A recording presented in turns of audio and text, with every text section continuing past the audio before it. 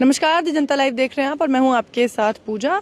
और इस वक्त हमारे साथ एडवोकेट सत्यप्रकाश गौतम जी मौजूद है और उनसे हम बात करेंगे अनिल मिश्रा का जो मामला है ग्वालियर में। लगातार जिस तरह से ये मामला सामने आ रहा था और उसके बाद अब इस पर FIR हो चुकी है और जहां तक हमें खबर है कि उन्हें जमानत भी नहीं मिली है।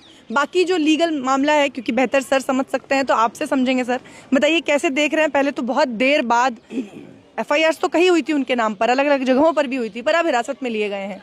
देखिए, दो बात आप समझिए, FIR होने का मतलब और हिरासत में होने का मतलब लड़ाई जीतना नहीं है।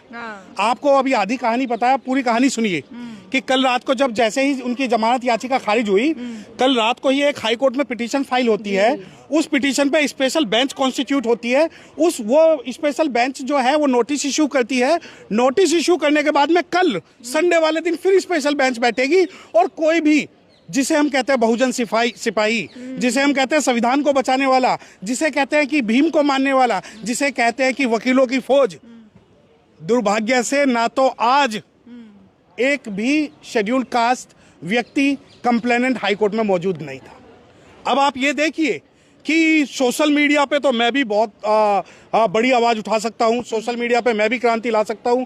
एक तरफ ASP खड़ी है, दूसरी तरफ BSP खड़ी है, तीसरी तरफ आर्मी खड़ी है, चौथी तरफ सेना खड़ी है। परंतु जब कोर्ट की लड़ाई की बैटल की बात हुई तो अनिल मिश्रा के समर्थन में सैकड़ों उसकी जाति के लोग खड़े हुए, परंतु संविधान को बचाने के लिए कोई खड़ा नहीं हुआ। और स्पेशल बेंच बैठती है, कॉन्स्टिट्यूट होती है, सुनवाई होती है और आज जो है कंप्लेनेंट को नोटिस होता है। ऐसी क्या इमरजेंसी है कि कोर्ट, हाई कोर्ट, मैं बेसिकली कह रहा हूं कि उसको ग्लोरीफाई किया जा रहा है। कल परसों आप ये एक मैटर सुप्रीम कोर्ट में लगा जिसके अंदर वो रेप केस की सुनवाई थी। उसके अंदर जो सुप्रीम कोर्ट कहता है कि नहीं, जो जजेस है वो भी ह्यूमन होते हैं और आप जजेस को टारगेट ना करिए, उनसे गलती हो सकती है।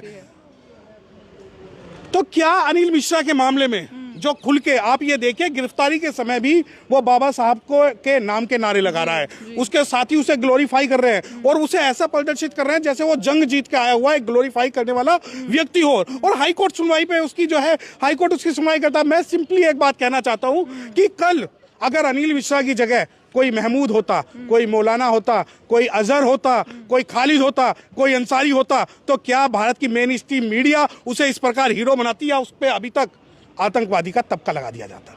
तो आप क्या चाहते हैं, उन पे NSA लगाया जाए? नहीं, मैं NSA नहीं, मैं देखिए, मैं एक कानून का जानकार हूं। मैं एक बात कहता हूं, मैं अगर किसी देवी देवता को गाली देता हूं तो मुझे अभी पुलिस अरेस्ट करके लेके जाएगी और मेरे साथ वो अत्याचार करेगी जो कहीं लिखा भी ना हो। परंतु वहीं आप मुस्लिम को टारगेट कीजिए, वहीं बाबा साहब डॉक्टर भीमराव अम्बेडकर साहब को टारगेट